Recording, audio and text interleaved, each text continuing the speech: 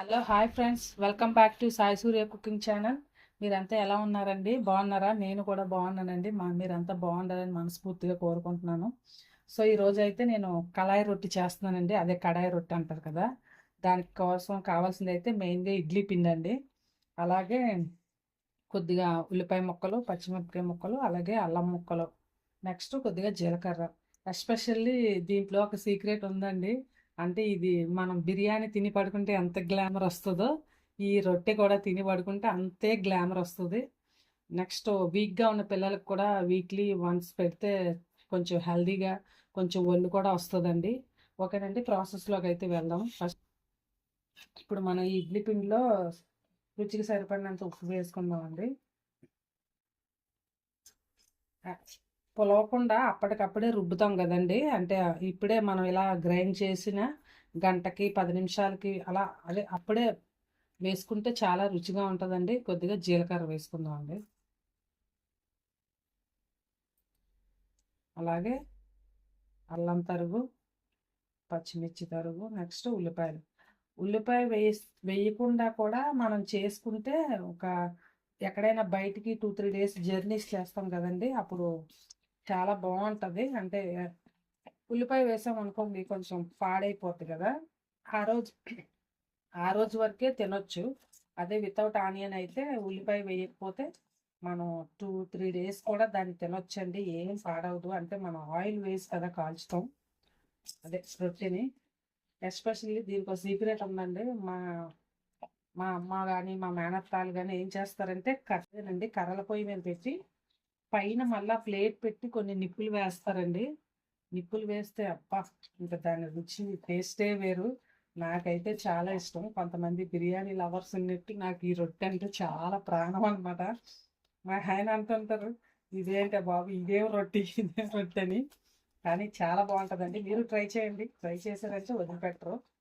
ఓకేనండి, కలుపుకున్నాం కదా, దీన్ని మనం స్టవ్ మీద ఒక కళాయి పెట్టుకొని, ఓకేనండి, స్టవ్ వెలిగించి ఒక ప్యాన్ లాని అదేలేండి కళాయి లాంటిది పెట్టుకోండి. తర్వాత దాని రొట్టెకి సరిపడినంత ఆయిల్ వేసుకోండి. ఇది ఆయిల్ ఎక్కువ ఉంటేనే చాలా రుచిగా టేస్ట్గా ఉంటుందండి. మరి తక్కువ ఉంటే ఇది అంత రుచి రాదండి.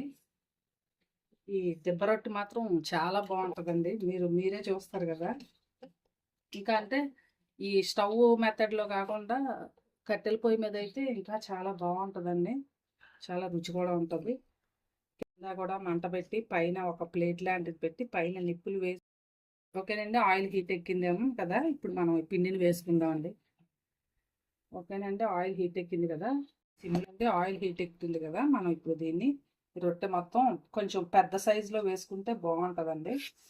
చిన్నవిగా కూడా వేసుకోవచ్చు. మా చిన్న పాప అయితే మమ్మీ ప్యాన్ కేకా అని అంటదండి. తినదు కానీ పేర్లు మాత్రం బాగా పెడుతుంది. వాళ్ళ డాడీ అయితే ఇంకా అనకాపల్లి దెబ్బ రొట్టి తయారు చేసినట్టుంది మీ అమ్మ అని పేర్లు పెడతారండి. కానీ చేసినప్పుడు పెడతారు, తింటే మాత్రం బాగా తింటారు. ఓకేనండి, దీన్ని ఫ్రై అయ్యే వరకు లో ఫ్లేమ్లో అంటే మీడియం ఫ్లేమ్లో కనీసం 15 నిమిషాల పాటైనా ఉంచుకోవాలండి. అప్పుడు మనం అదే టర్న్ చేసుకుందాం, తిరగేసుకుందాం. ఎందుకంటే మందంగా ఉంటుంది కదండి, అది కుక్ అవ్వడానికి కొంచెం టైం పడుతుంది. ఓకేనండి, ఒక 15 నిమిషాల పాటు మనం దీన్ని మూత పెట్టుకుందాం అండి. అప్పుడు అప్పుడు మళ్ళీ చూద్దాం. ఓకేనండి, 15 నిమిషాలు అయింది కదా, చూద్దామండి. చూసారా, అయిపోయింది. అంటే అదే కట్టెల పొయ్యి అనుకోండి, పైన కూడా ప్లేట్ మూత పెట్టి నిప్పులు వేస్తే తొందరగా అయిపోద్దండి. ఇప్పుడు ఇది స్టవ్ కదా, మనం లావుగా వేసాం కాబట్టి దీన్ని తిరగేసి ఇంకొక 5 నిమిషాల పాటు ఉంచుదామండి. అప్పుడు రొట్టె చాలా బాగా కుక్ అవుతుంది. ఓకేనండి, 5 నిమిషాలు అయింది కదా, మన రొట్టె కంప్లీట్గా కుక్ అయిపోయిందండి. అదే సో దీన్ని ఇప్పుడు మనం స్టవ్ ఆఫ్ చేసి తీసుకుందాం అండి. ఓకేనండి, దిబ్బ రొట్టె రెడీ అయిపోయింది. అనకాపల్లి దిబ్బ రొట్టె తర్వాత ప్యాన్ కేక్ రెడీ అయిపోయిందండి. అంటే నేను ఎందుకు అంటున్నానంటే మా మా ఆయన ఎప్పుడు ఆమ్, అనకాపల్లి దిబ్బ రొట్టె చేసిందా మీ మమ్మీ అని కామెంట్ చేస్తుంటారండి. అందుకే నేను సరదాగా అన్నా. చాలా బాగుంటుందండి. వితౌట్ చట్నీతో కూడా సర్వ్ చేసుకోవచ్చు. దీనికి చట్నీ ఉన్నా లేకపోయినా కూడా తినొచ్చండి. ఎందుకంటే మనం అల్లం, పచ్చిమిర్చి, ఆనియన్స్, జీలకర్ర ఇవన్నీ వేసాం కదా, తింటూ ఉంటే మధ్య మధ్యలో అవి పంటికి తగులుతుంటే చాలా టేస్ట్గా ఉంటుందండి. అలాగే బిర్యానీ అంటే ఎంత ఇష్టం ఉంటుందో, బిర్యానీ లవర్స్ ఎలా ఉంటారో ఈ ప్యాన్ కేక్ కూడా, ఈ రొట్టె కూడా చాలా బాగుంటుందండి. మీరు ట్రై చేయండి. తింటే బిర్యానీ తిని నైట్ పడుకుంటే ఎంత గ్లామర్ వస్తుందో, మార్నింగ్కి ఇది కూడా నైట్ తిని పడుకోండి, ఫుల్ గ్లామర్ వస్తుంది. వచ్చినాక నాకు కామెంట్ కూడా చేయండి. ఓకేనండి, రెడీ అయిపోయింది కదా, మీరు కూడా ట్రై చేయండి. ట్రై చేసి టేస్ట్ చేసి మీ ఫ్రెండ్స్కి కూడా షేర్ చేయండి. నచ్చితే కనుక ఒక కామెంట్ కూడా పెట్టండి. Please like and subscribe my channel. Bye friends, మళ్ళీ నెక్స్ట్ వీడియోలో ఇంకో వంటతో కలుద్దాం.